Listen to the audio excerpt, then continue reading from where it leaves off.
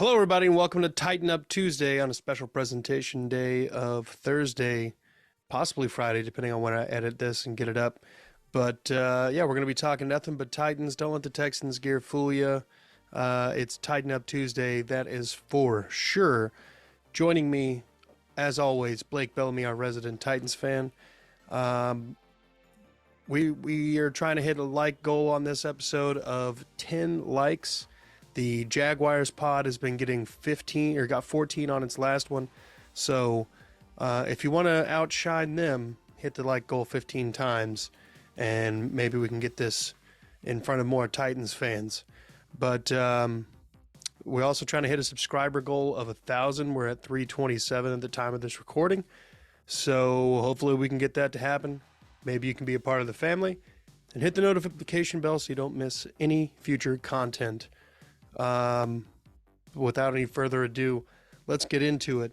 We've got trade rumors moving up in the draft for the Titans.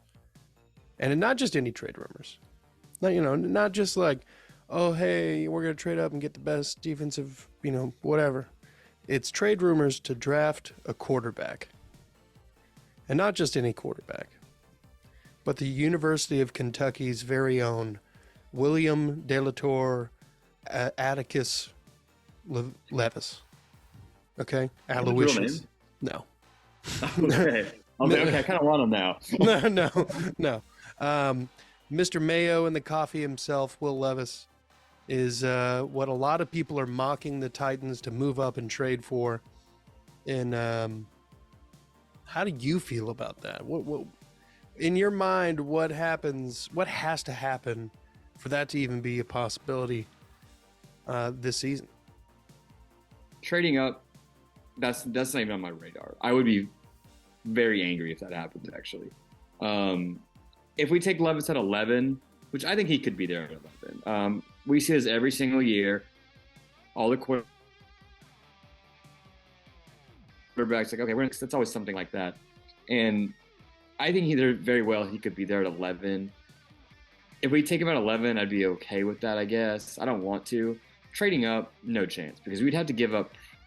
I mean, especially if it's 3, that's where I've been seeing the 3rd overall pick.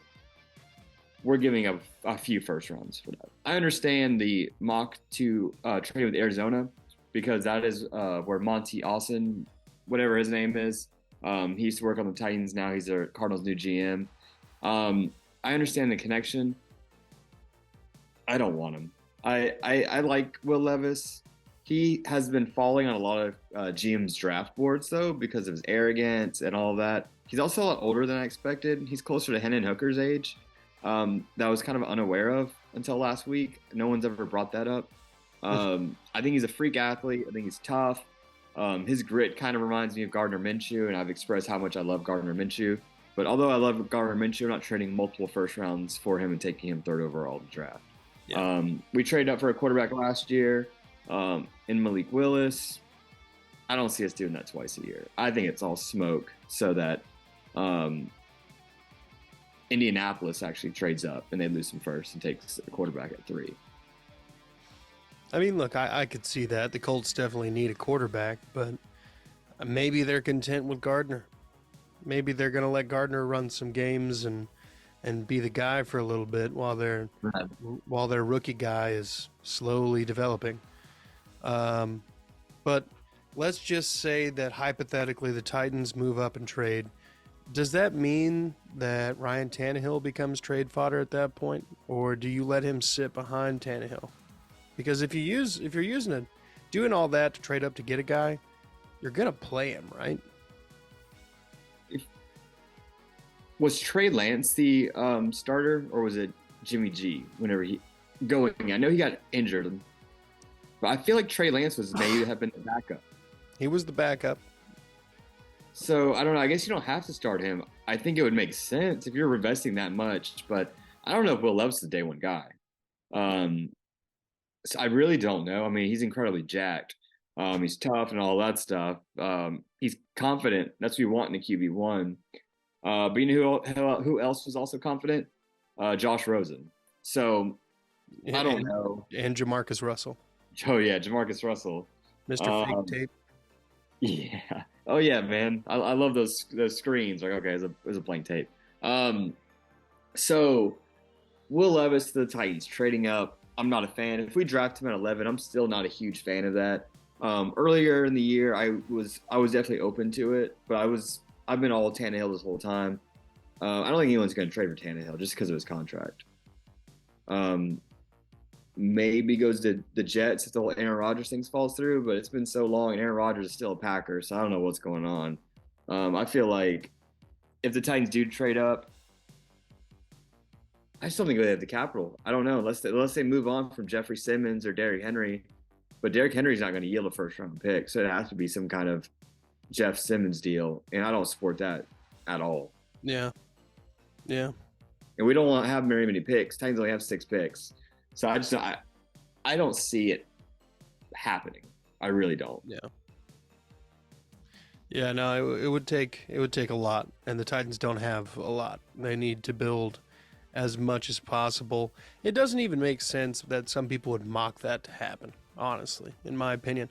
Now, I've seen them, I think I saw one where they were mocked to move up to like 5, and Levis had fallen that far. Who's at 5? The Raiders? I No, it's Seattle or Detroit, I think. I think it's Seattle. Pretty sure it's Seattle. And I don't know. I don't see Will Levis coming to the Titans. Apparently, the Titans were in love with C.J. Stroud. I mean, crazier things have happened. If he falls to like, let's say 4 or 5, maybe Tennessee can make a move. Well, not 4 because Colts would, in theory, take probably C.J. Stroud. But Colts are going to Colt. I mean, they could go kicker first round. Who knows? I mean, they paid a kicker what, $10 million or some crazy stuff. So we'll see. We'll see what they do. Yeah, Ursay's a wild card, that's for sure. Yeah, you never know. It depends how much drugs he did that day. So you never know what's going to happen. Hell, give him $10 million. I don't care that he kicks the ball. You ever heard of Pat McAfee? How about Adam Vinatieri? You gonna tell me I don't spend money right on kickers, some bit? Yeah, that man will invest some serious capital into special teams. Dude, facts, always has. Okay. So that begs the question, do you kind of go 50-50 defense draft here?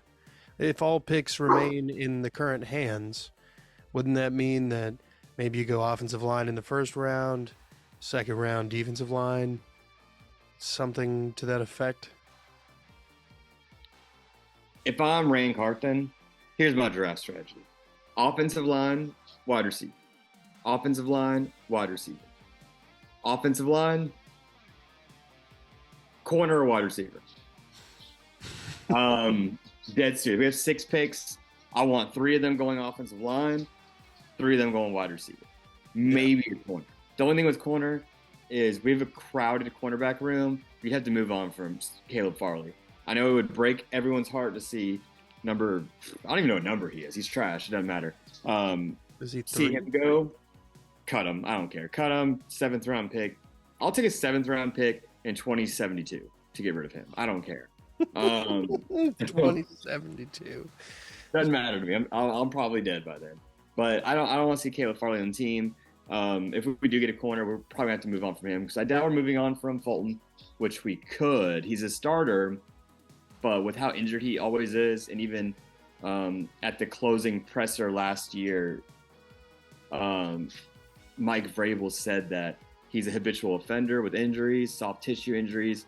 He basically called him and David Long out for being constantly injured and not taking care of their body.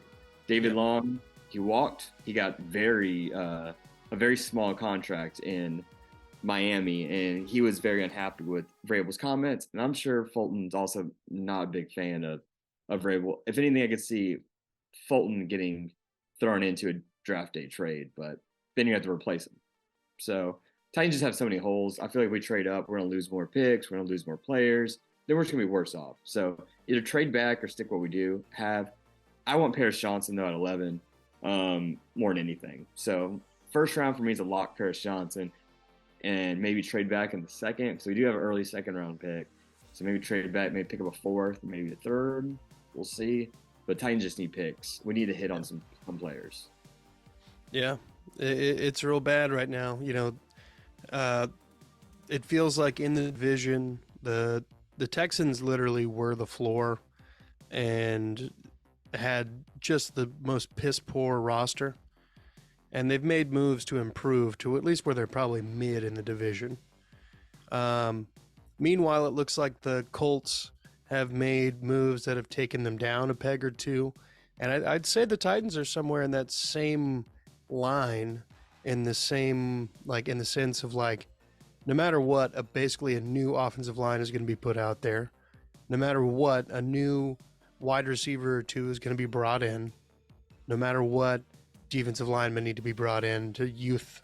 Like, you need youth and somebody to eventually replace Danico Autry with, because he is nearing his mid-30s if he's not already 34. Oh, he's not that old. I think he's like 30. Is he just that young? Yeah, he's not that old. Interesting. But yeah, so I mean, you got to bring in that youth, and it's got to hit, because otherwise the Titans are going to be looking at a downturn for a couple years. He's 32, by the way. Sorry. 32. Okay. He plays great, though. He didn't take a step back at all. He was hurt a little bit, and it was severely missed. We didn't get a single sack while he was gone. So if you look at it position by position, quarterback, we're the same. We'll have a healthy Tannehill, so I guess it's a plus. Running back, same, assuming Henry's there.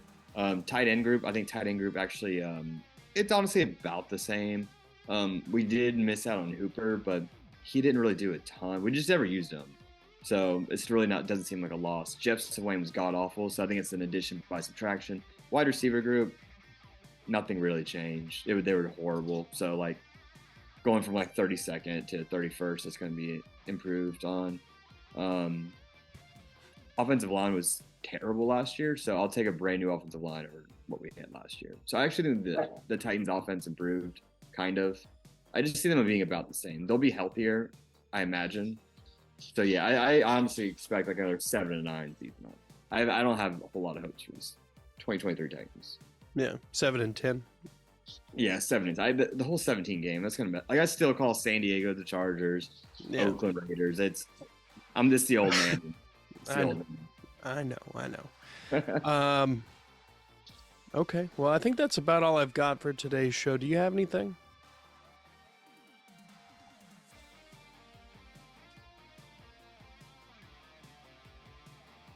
No.